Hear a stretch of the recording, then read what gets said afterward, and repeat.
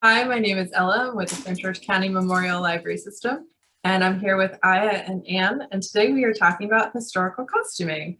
I am a beginner with this, but Aya and Ann, as you can see, are experts, so they're going to tell us a little bit about it, and I'm going to let them introduce themselves. Hi, so I work with Ella at the Prince George's County Memorial Library System, and I've been, I suppose, what you could call a historical costuming enthusiast for a very long time, since I was probably like in second grade. And my name is Ann Bennett. I'm the Executive Director of the Laurel Historical Society here on Main Street. And I have been costuming for quite a while, both as part of my museum profession and just for a fun hobby. And I've been sewing probably ever since I was around 12 years old.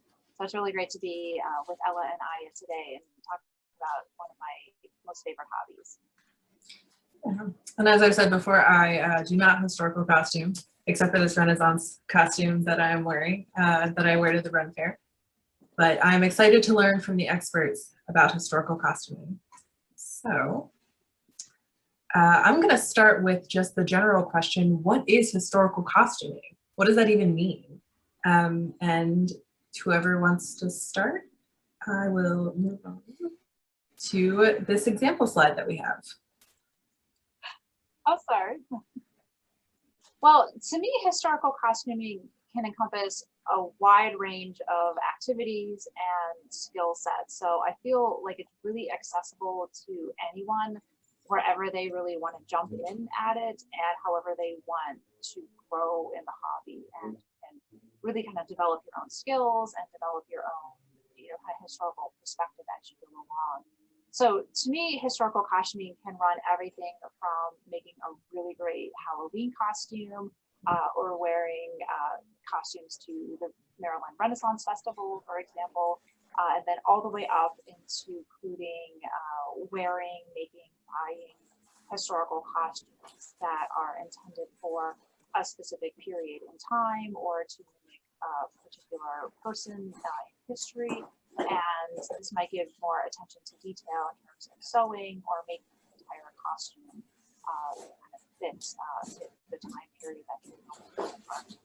But to me, it also includes the modern take on it in terms of incorporating historical or pieces and accessories into your modern life and your modern wardrobe. So, like I said, it can run like a huge range, and I feel like as we see on the screen, there's a huge range that anyone can kind of take inspiration from and really jump in and make it their own hobby. So I think Anne covered a lot of ground there. I think historical costuming is, like Anne said, any sort of incorporation of historical elements into your dress. So that can range from special events like Halloween or a Ren Fair or a convention to working retro clothing or style into your everyday wear. And I think that you can make or purchase or craft these items at really any skill level. Yeah. And I definitely, and as our viewers can see on the screen, there's historical costuming seems to cover everything, like both of you have said. So there's a lot of different examples of things that fit into historical costuming. And like Anne said, there is everything from Halloween costumes and themed parties all the way through, Aya, like you mentioned, vintage clothes and accessories, and then all the way up to hand making or hand sewing your costumes and things that are historically accurate. So assuming you're doing something a little bit more advanced than a Halloween costume, why do you think people do it? Yeah, so as someone who does this more as a hobby, and I've never really gotten academic about it, or haven't had the chance to yet, maybe one day I will, I think people really enjoy historical dress as a way to get interested in history and get really close and personal with history in a way that a museum exhibit or a textbook doesn't always give you the chance to.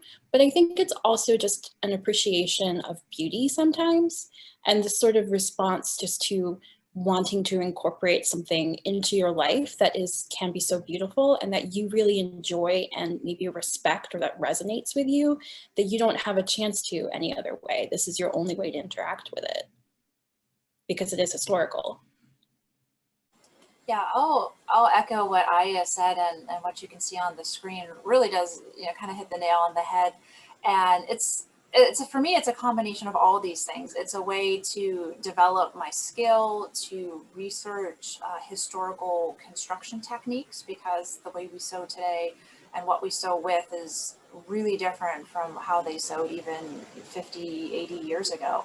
And having that appreciation of working through a project from the beginning to the end, and having such a practical outcome is a gown that you can wear or a shirt that you can wear. So I think it's that achievement factor. It's something special that you connect with.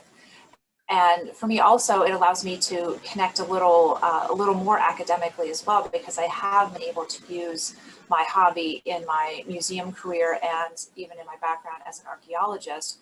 I really focused on material culture studies. So for me, it's the stuff that really connects me to the past. And I have great appreciation for you as librarians and for historians and archivists.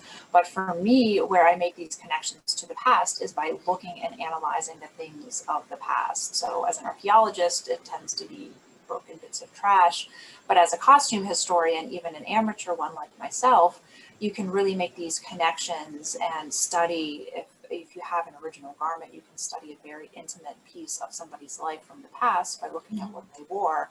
And then when you recreate that, you have that same experience and that same connection. So when I dress in an 18th century garment, I walk different, I carry myself different. You actually have to dress differently and in a different order than if you were just throwing on jeans and a t-shirt today. So there's really different levels of connection, kind of no matter what your perspective is.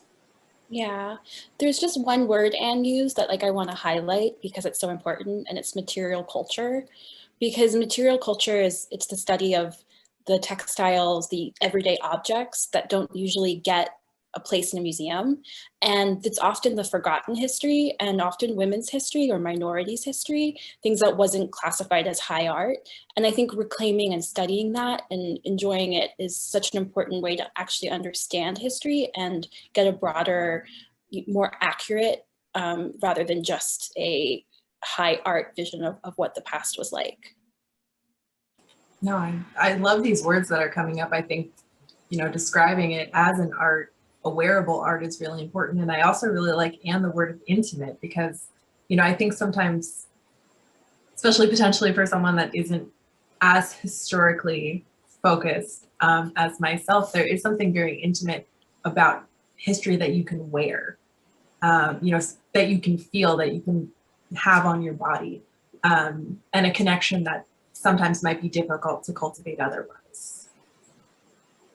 It is, and absolutely, I'm glad I further that point, because it really is, a connection, a special connection when, it's not necessarily a fine art, but you're just making these connections and analysis from the past to the present through these artifacts. And speaking from the museum perspective here at the Historical Society, we do have quite a few textiles and gowns in our collection. And to be able to touch them and to lay them out and see how they were stitched, or even how they were repaired, and how they were marked and stained and sweated through. I mean, that's a story of somebody's life right there that you can make that connection with. Love that. So talking a little bit about the different ways to connect to history. I've learned from Anne that there are different ways that people connect with historical fashion. There's being historically accurate, and then there's things like me with all my piercings in right now. So I want to ask the both of you, do you consider yourselves historically accurate purists, or do you think that the modern aspects really add a sense, I guess, of modernism to the costuming? And I know the next slide has a little bit more information about what that actually looks like, so I'm going to move on to that. And here, so I put two examples of costuming that might be a little bit more modern versus what would potentially be considered more historically accurate. So no, I would not consider myself a historically accurate purist. I really think that modern aspects and bringing your own modern life and personality and experiences into your hobby is very, very important. And in this hobby, I have found that in general, the people are very, very accommodating to beginners and to those just starting out. But there are a lot of people that have very high standards of what the hobby should be and what you should look like and how you should sew.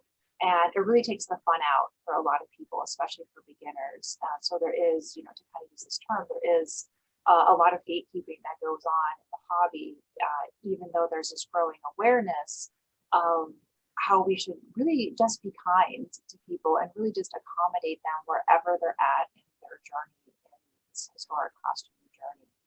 So I'm really glad to see that there are more accommodations to be aware of what it means to be a person of color and do historical costuming and interpretation, or what it means if you happen to be disabled, or if you're plus sized, or any of these kind of more non-traditional, non-European American narratives, with which is what we typically get in our history books and history narratives. So I feel like the hobby is really changing and more accepting and accommodating of all these different experiences and lifestyles and skill sets, but you still get these people that, again, will kind of judge your outfit based on their own standards. And we kind of call them garb stars or stitch counters. And these are the people that will tell you that your outfit might not be good enough because it's so, the horror, it's synthetic fabric or something. It's not 100% pure silk or something.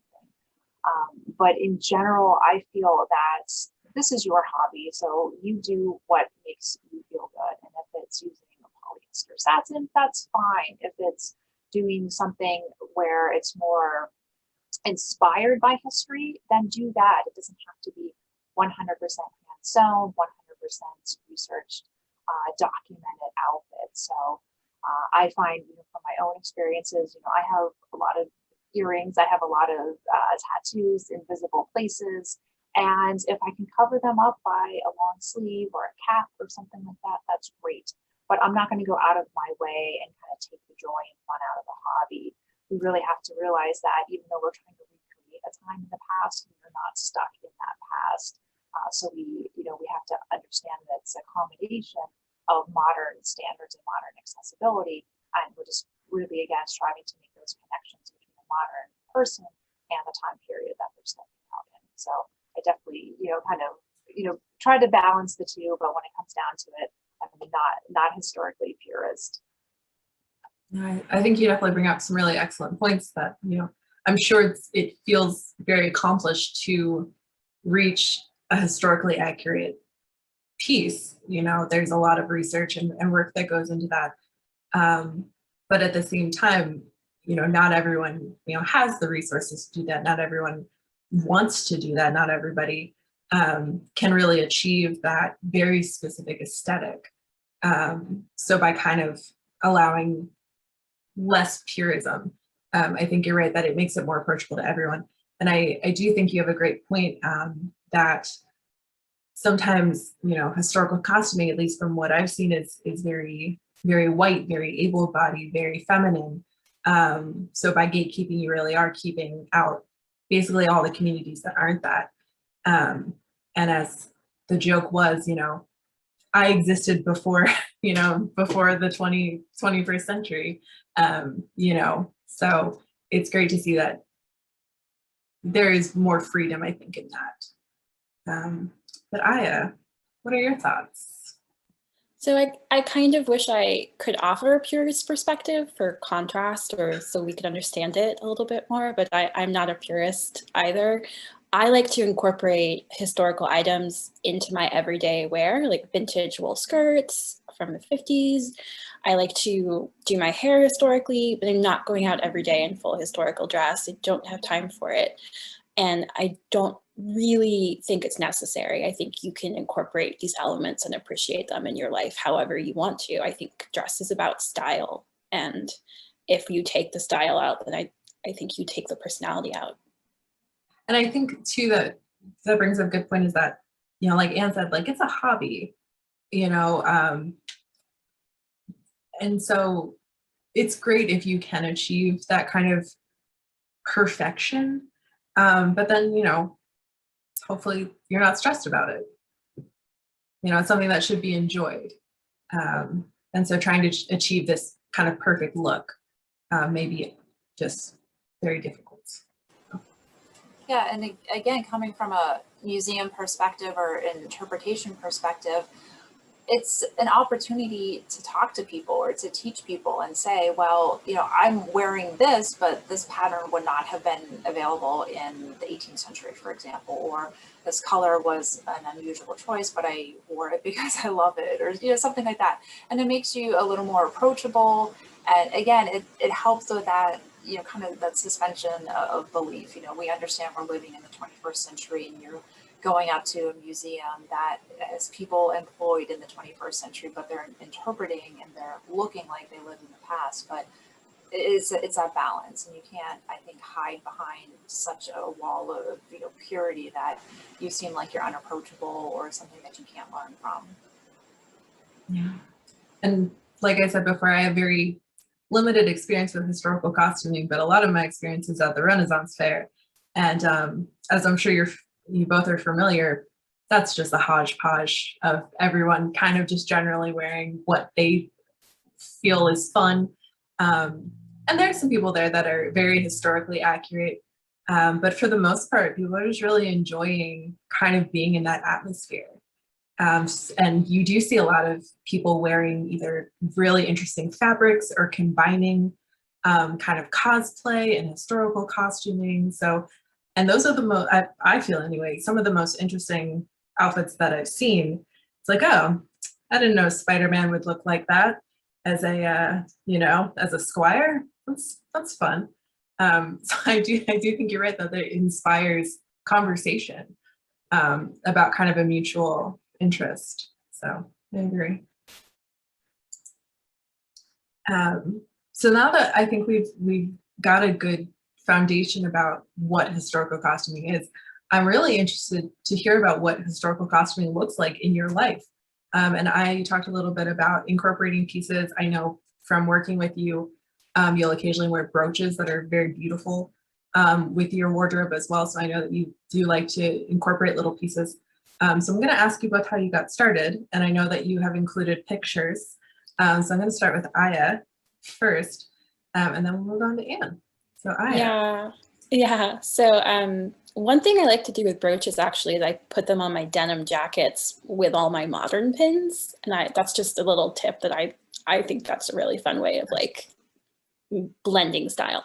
So as you can tell from my pictures, I got started fairly young, or I was started off by my grandmother in the habit of making really over the top Halloween costumes. The featured one here is the green dress. I was like 10 or 8 or something, and my sister and I helped her make these recreations of these dresses from this portrait of 2 Spanish infantas, and then we wore them constantly because they were amazing.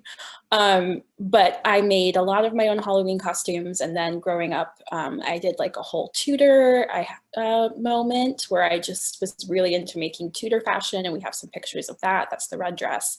And then, you know, I moved out of a house into an apartment, or I went to college and stuff, and I got more interested in fitting it into my life in a way that I could afford and also have space for.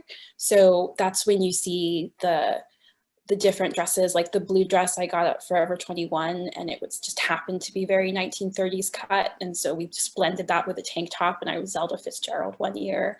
The black and white photo is a vintage scarf and a wiggle dress, but not a vintage wiggle dress. And I was Barbara Stanwyck. And I happen to have like hip length hair right now. So I've been doing a lot of like Gibson girl hair just because there's so much of it that there's really nothing modern to do with my hair. So I've been into the hair ever since I had long hair, which has been a couple of years now. And that's kind of how it looks in my life. Like I said, I love to go thrifting, and I like to incorporate items from my thrifting into my everyday wardrobe. And I love vintage jewelry, and I'll wear it whenever I can. Yeah.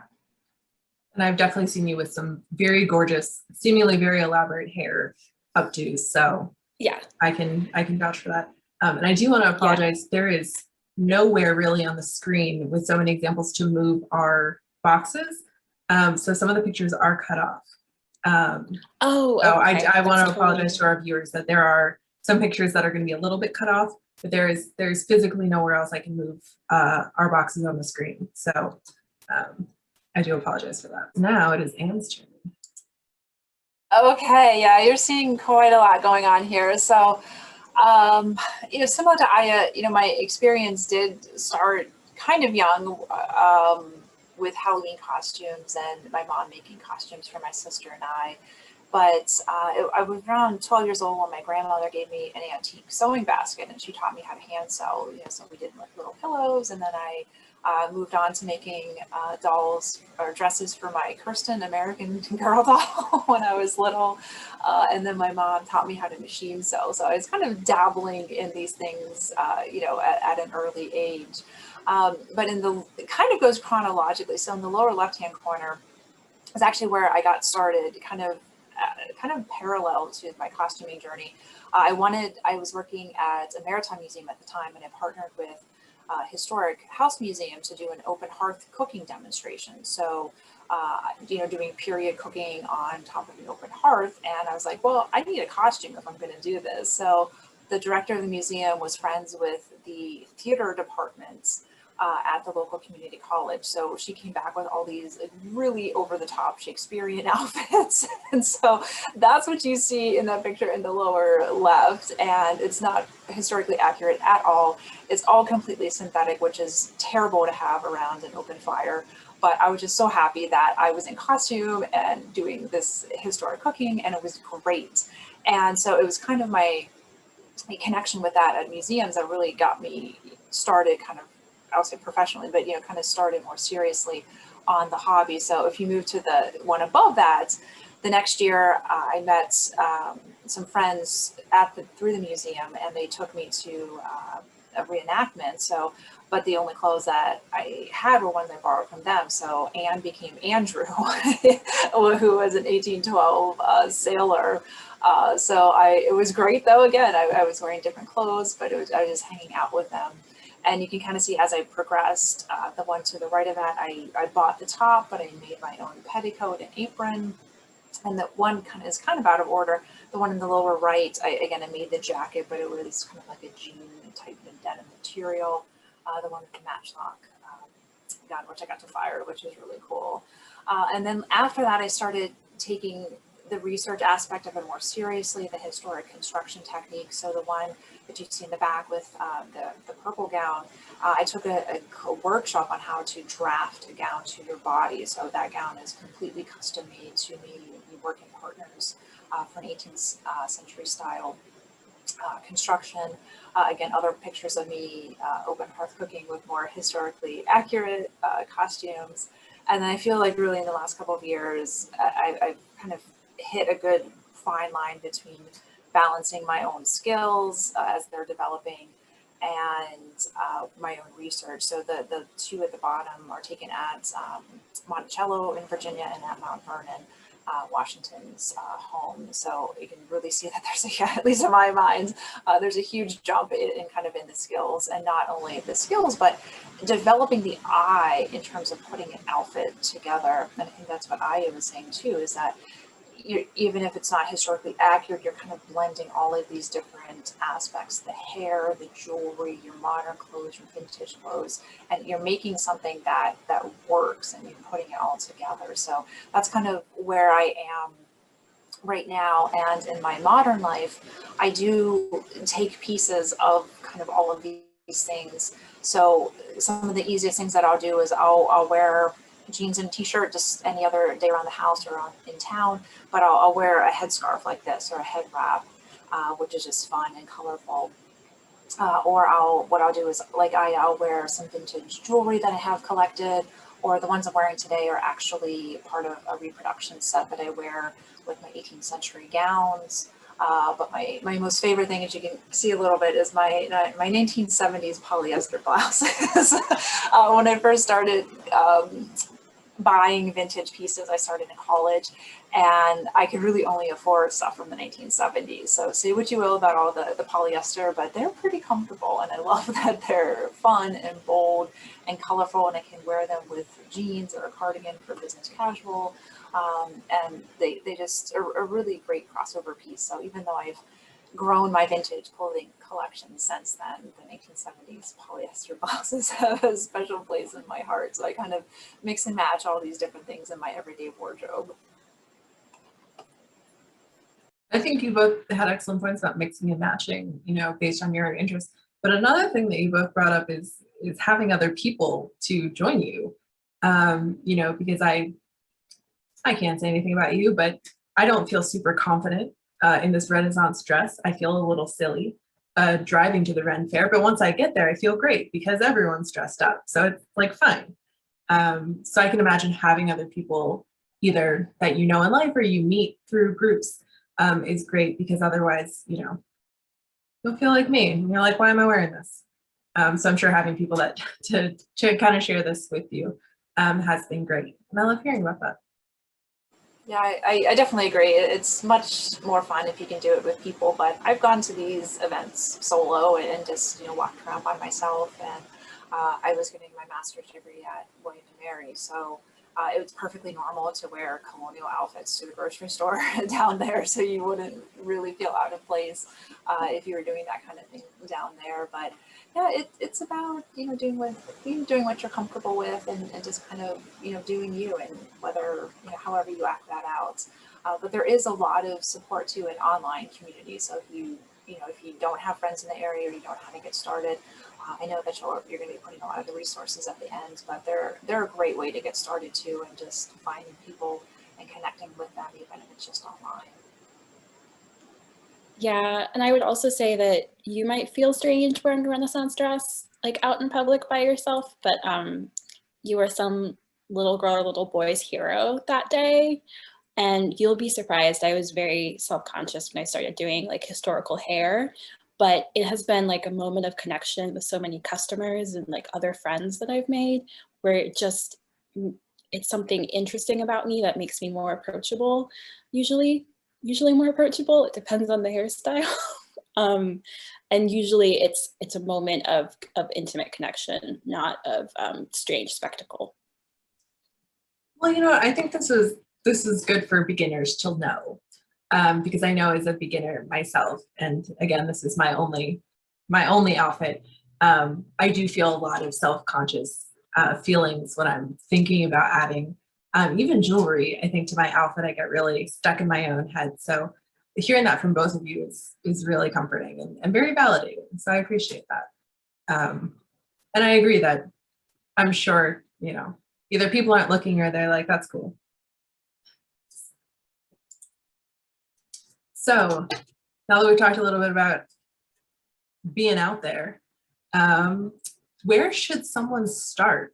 And I know, like Anne had hinted at, not me, but and Anne have put together a lot of different resources.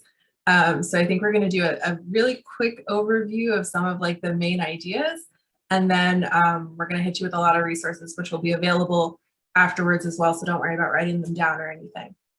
So we're going to get started, how someone should get started. And we're going to break this up first on the very beginning. Someone has finished this program and now they're really excited. I can start because I feel like this is, because I'm not a historian, I feel like this is an area where I kind of find really my own ground. So I'm a huge appreciation fan, enthusiast of online historical dress accounts. I follow a lot of museums. You can find especially textile museums like the Kyoto Institute and other places. And they'll post dresses every day. And you can do something like listen to like the Dressed podcast and then follow their Instagram. And then they'll be linking to other accounts. And very quickly, you just find a lot of resources online. So I think starting online has never been easier compared to when I started making historical costumes and the internet was you know, just getting off the ground, and patterns were really hard to find, and you had to go to the archives or buy like $80 books. It's never been easier to find people doing this stuff. Yeah. Yeah, I would definitely just echo that. Just start online, finding Pinterest, finding Instagram. Like I said, you can follow so many, and just with the ones the handful of ones we just showed today, you're going to see people following each other and just all the trends out there.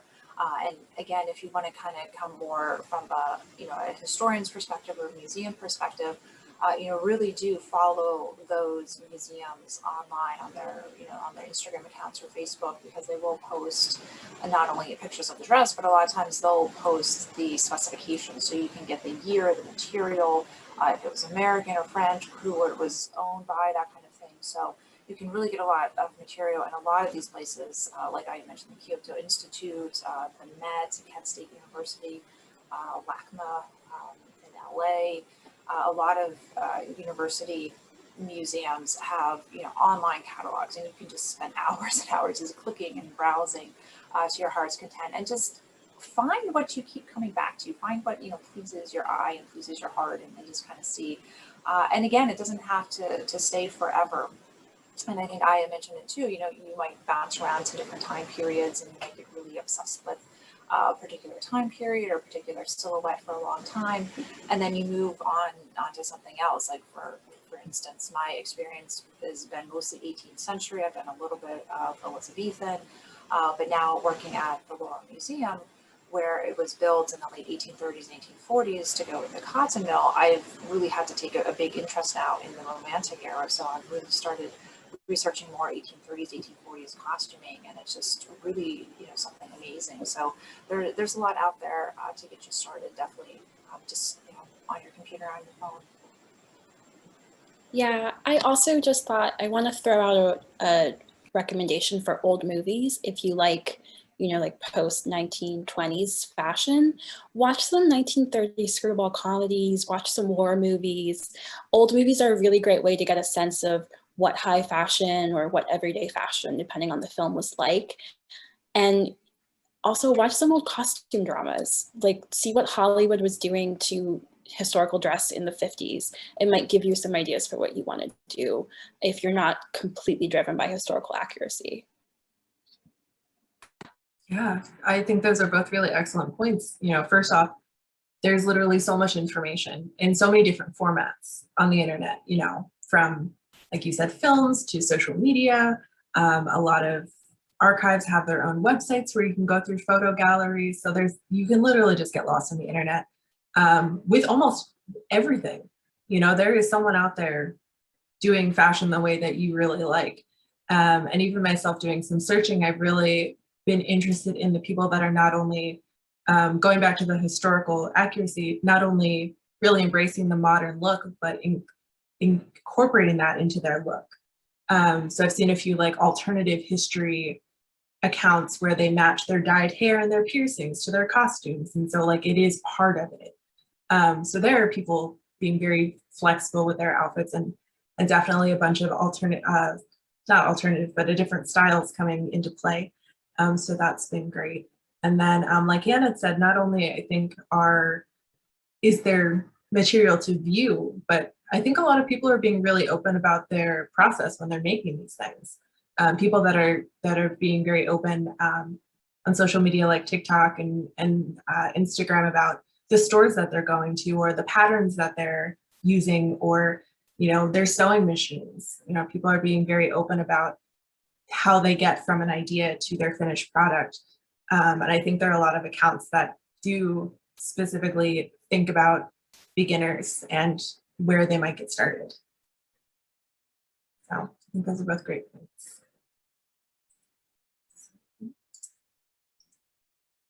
So I think you talked a little bit about baby steps, maybe just adding a brooch or a hairstyle or something like that.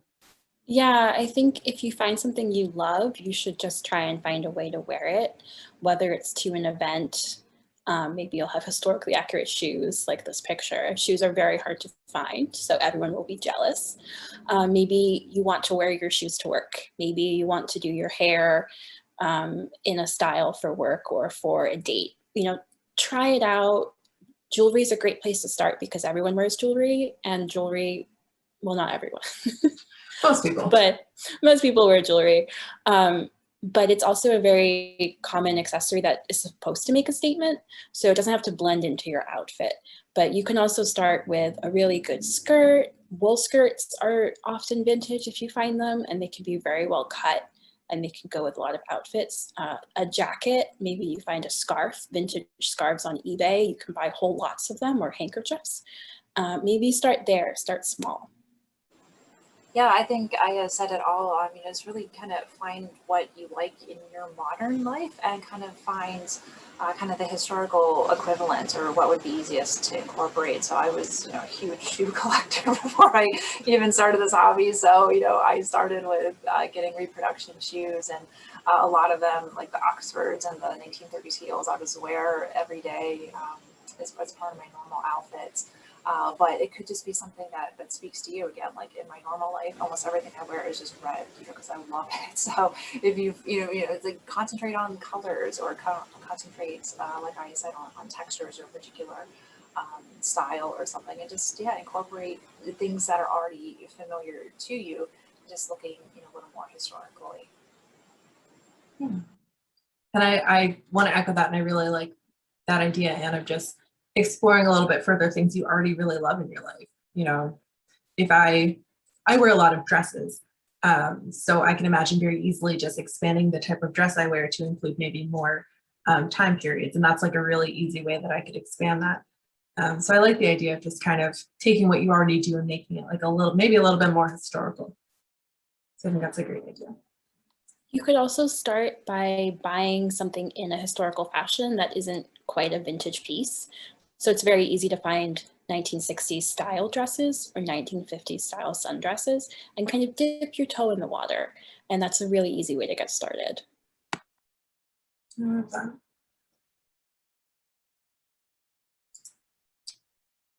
right, and the last part I have is flexibility, which is a little bit of what we've kind of been circling around the entire time. And going back to the debate of historically accurate versus not historically accurate, which we all agree it doesn't need to be historically accurate. But I chose this Instagram account, Korean pinup girl, to highlight because some of her outfit is I feel very vintage inspired, but some of it is very clearly modern. And of course she has dyed hair. So it's a little bit of everything. So I think this is just kind of circling around what you're talking about being flexible. It doesn't have to be extraordinarily historically accurate. It doesn't have to be one time piece, as Aya has mentioned about. Aya, tell us a little bit about your outfit today. Because you had mentioned that before and I didn't notice. Yeah, so I'm wearing a 1930s lounge robe. It's embroidered. It's a little Oriental style is what they would have called it. Not what we should call it anymore, but if you're looking for it online, that's what it's going to be under. So it's done in a Chinese style of embroidery, or an imitation of it. And I found it at a really great thrift store where like the woman had tried really hard to date it and everything like that. And we don't know much about it. It's one of my favorite pieces. But then I did Gibson girl hair, which is turn of the century. So that's a good distance apart style wise. And it's much more romantic and it's much more Victorian almost. And they don't match. And I was a little self-conscious about it because you always want to put your best foot forward for library programs. But it is my favorite piece. And this is the way I love to do my hair. So I thought it was a good example of how you can blend things together. I think absolutely. And I'm not going to be the one that's like, oh, Aya, your hair and your outfit are not the same century. I mean, I think first off, I think most people maybe won't notice as much. And even if they do, I think, hopefully no one's going to walk up to you and call you out on it. One of my favorite things is that people sort of over time in their real lives would stick to the fashion that they grew up in and loved. Like a really great easy example of this is that in Downton Abbey, they have the Dowager Countess's dresses a good like 10 years, 20 years behind all the younger girls' dresses. And I just sometimes think of myself as that person who's just a little stuck in certain areas and just hasn't like caught up with time. And I think that you can be stuck in multiple areas. You don't have to go full like Tudor just because you love like wearing like pearl necklaces. You can blend your style together. Yeah, I love it, and I'm glad you said that, because you have to just be easy on yourself, to be kind to yourself. Don't just be a huge stickler saying, oh no, I'm not going to wear the shirt that I really love because it doesn't match the hair that I did today. And also the same thing is, also, give yourself a break too. Like, I don't wear this every day. Like, there are days, when I don't feel like doing it, I don't feel like putting in the effort, or it might not be appropriate for the situation I'm in. So it isn't, don't feel like it's something that you have to do every single day. I love looking at my wardrobe and my jewelry and getting inspired and making outfits to come together. But there are some days that it just, just easier just to throw on jeans and a t-shirt and just go from there. But, it's also good because it, like I said, it tries to inspire you to be a little more creative, to put your better foot forward as you're able. I love the takeaway that no one's going to challenge your historical fashion street cred. So here is another hodgepodge of just some examples of just all the different types of historical fashion there are, and this is just the surface. So one of the things that came up in our discussions before this program is that, and something that I took to heart, is that historical fashion does not always have to be Edwardian. It doesn't have to be that far back. Anything that is yesterday backwards is historical. So, some people really like 80s fashion. Some people go back to like the 30s. Some people do hodgepodges. So there is so much fashion to choose from and to incorporate and to appreciate. And it doesn't have to be a full outfit, but it can be. And that's really fun. So I have some examples here that I found that I really enjoyed. And I feel like it has a good mix of different time periods from what I understand time period fashion to be. So I definitely wanted to bring that point home that, it does not have to be this elaborate 20-layer dress, although it can be. Sometimes it's just, 80s fashion, and that's fine. So this is my favorite part. Where can someone find resources? And what are some of your favorites? And like I said before, we have so many resources that we're only going to unfortunately be able to touch on a few, but I want to get them out there. And I'm going to start with just saying before we begin that we have broken up the resources generally into looking, buying, and making. And the looking is the appreciation that we talked about before. The buying would be, a bunch of different stuff with purchasing, and then the making a little bit more advanced when you actually hand make it. So I'm going to go over this slide really quick, and then both of you have so many resources to share. But the looking with the appreciation, as we talked a little bit about before, Instagram, Pinterest, museums and fashion archives, archival images. There's a ton of stuff online that you can find to just kind of get inspired and see where you want to start with this. There are a lot of stores online that you can buy from, especially now where things are still a little closed. eBay is a great place to start. A lot of thrift stores have online stores now, and then boutiques. And this area is actually pretty good with boutiques. I feel like we have a decent amount in the DC metro area. And then the last is making. And like was suggested before, start small and then maybe go big. So finding patterns that you enjoy. There are a lot of places that sell kits. And then of course there are online workshops and classes that you can take.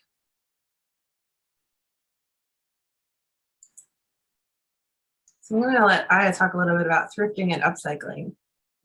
Yeah, so this is where I like to sort of hang out in this area of historical dress right now. It does cost more sometimes because, especially if you're at an antique store or a vintage boutique, you are paying someone for the work of finding the pieces for you.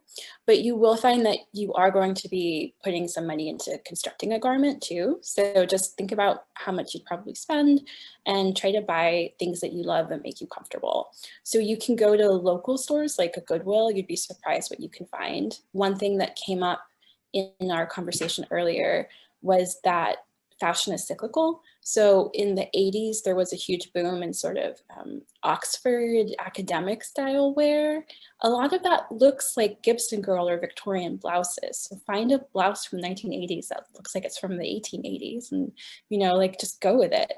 I like antique stores for jewelry. I also love eBay for jewelry. You can find so much vintage jewelry on Etsy and eBay, just kind of hang out and chilling. You can either pick really specific pieces, or sometimes you can find a lot of jewelry, like a large chunk of pieces that they'll just sell for a bulk price. And then you go through and, you know, some you'll keep, some you'll give away, some you might resell. So eBay is sort of your best friend sometimes. Etsy is a little more curated. And then you can also thrift at places like ThredUp. If you're looking for more recent fashion, they have some, you know, 80s and 90s pieces occasionally. But also that's another place where you're going to look for like a simple wool skirt that you can pair with maybe your actual vintage blouse, or a 1950s looking sundress, a white V-neck sweater that looks like a tennis sweater from the 1920s. You know, so be a little creative, and those places will really do really well for you. And I like the point of, if it looks like it, it doesn't always have to be. I will say you can also just go to the mall. I'm amazed at how many like slightly vintage looking pieces you can find for Halloween and stuff at Forever 21 and places like that. It's truly amazing. Yeah, I'll just add real quick too that I found when I was saying about buying jewelry in bulk, I've had really good luck at estate sales as well. So if you go to even, I think it's like estatesale.net or something like that, you can find ones in your area. And obviously not during the pandemic, but afterward, you can actually go and they will have it. And sometimes they have them at really great prices. And you can do the same for old clothing, fabric. You just really never know what you're going to find at these estate sales. So that's something good. And I, really appreciate Aya's, dedication, to thrifting and as well, because there is, some degree of environmental responsibility when we talk about it too. It's really good to repurpose and reuse these things rather than, have them go into landfill or or buy new fast fashion that will kind of deteriorate more quickly than some of these pieces that have been around for decades because they're, quality materials and quality construction. So there's really a lot of, different, attractions in this hobby. I think that's an excellent point. So here's the start of our mega resource list. And if there are any that either of you want to highlight really quick, maybe one or two that you added on there. If not, we'll have these available. So again, don't feel like you have to rush and write them down. There's a lot here, but we are truly starting at the beginner level. So we added a little bit of everything just because there's so much to cover. Yeah, I will say I personally love following Bernadette Banner on Instagram. She does a really fantastic job with her work, and she's very open and shares a lot of the details. And I really think that there's nothing wrong with starting with a simplicity or a butter pattern, even though it's not historically accurate. You're going to build your sewing skills. You're going to learn a lot about fabric. For example, we tried to sew gold lame when I was very young. That's not a mistake I'm going to make. I mean, I'll probably sew it again. I'm going to go in knowing what I'm doing. And if I'd had a historically accurate pattern that I'd spent lots of time drafting and stuff, I would have regretted the lame so much more when we completely ruined it. So if you're beginning, it's okay to make mistakes, but maybe set your goalposts a little lower to give yourself room to grow. Yeah. Yeah, I think this is a great list. And like we said a little while ago, once you start, finding or following these people online, you're just going to make so many other connections, and you can really tailor this list to your specific time period or your interest. So this really is kind of just a smattering. So a lot of these will have blogs or YouTube videos that you can follow and have specific tutorials on how to make things. And then there's a lot of companies that you can buy things from. So shoes, accessories, full, complete gowns. So there's a lot of options out there. And in terms of patterns, yeah, I absolutely agree. You know, start with Simplicity or Rhetoric. These are kind of like the big pattern makers, and they're made on a modern block. They're made for modern machine sewists. So that's a great place to start, just to kind of understand how a pattern translates onto your body. And once you kind of get that idea, you can really take a huge leap in your personal sewing in terms of fixing a pattern even before you start making it up. And a lot of these do have historical information, like fig leaf patterns, for example. They come with a whole binder of information based on the extant garment that they're patterning it from. But if you're really just looking to start out, just start simple. Start with some of these small projects, like make a cap or make an apron or make a petticoat. And a lot of these things are so simple. Or in the 18th century, a pocket. The pocket was a separate item that wasn't attached into your skirt or your pants. And a lot of these are so simple. You can find just tutorials online. You don't even need to purchase a pattern. A lot of these are free. So that's a good way to build your skill, build your confidence. And it's something that you want to build when you're ready to take that leap into more serious historical accuracy. You want to build from the inside out. So you're going to want to build your base layers, like your shift or your chemise, your corsets, your pantalettes, depending on what period. And then you go for your gown, and then you go for your accessories. So it's kind of a different mindset. You know, we want to just jump right into a big, beautiful gown, but to really get that look, and again, going back to what we talked about, those connections, you know, you really can't wear your modern undergarments and look and feel the same way in an 18th century gown without wearing the proper foundations that they would have worn back then. So there's, like I said, there's a mix of it, and you really did a great job putting all these resources together. There's something for everyone out there. Yeah, there's actually more. So hold on. There are additional resources, because the first slide of resources wasn't enough. But I think both of you brought up a really excellent point, and is something that we say in the library system, that, you know, it's not bad to have knowledge. There's no such thing as, you know, too much knowledge. So even if you do end up exploring these and don't follow through with any of them, you know, it's never going to hurt to learn about different, you know, historical time periods. And the other thing too is, you know, these skills are transferable. You know, they don't exist in a vacuum. So even if you know, explore them and you figure out they're really not for you, you know, you still walk away with those skills and that knowledge that you learned. So it's never a bad thing to have. So on this slide, I did plug some specific library related resources that we have. Specifically, I want to highlight two of the databases that I put on there. Creative Bug and Hobbies and Crafts Reference Center both are online databases, so you can access them on our website, pgcmls.info, and they are actually really good for beginning to sew. And there's also some embroidery lessons on there as well if you don't want to take the plunge into sewing. There's a bunch of different things that you can learn from there, especially when it comes to material. So I highly recommend, if that is eventually your goal, to make your own costumes, giving them a look. Because they're really great, and they're free with your library card. And you can't beat free 99. So.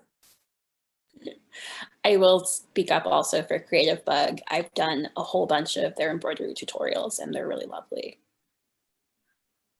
I have looked at their specific fabric. I usually use them. I was following a watercolor tutorial through Creative Bug because, like most people, I attempted to pick up a quarantine hobby. And their watercolor was excellent. So I'm really excited to start exploring their embroidery.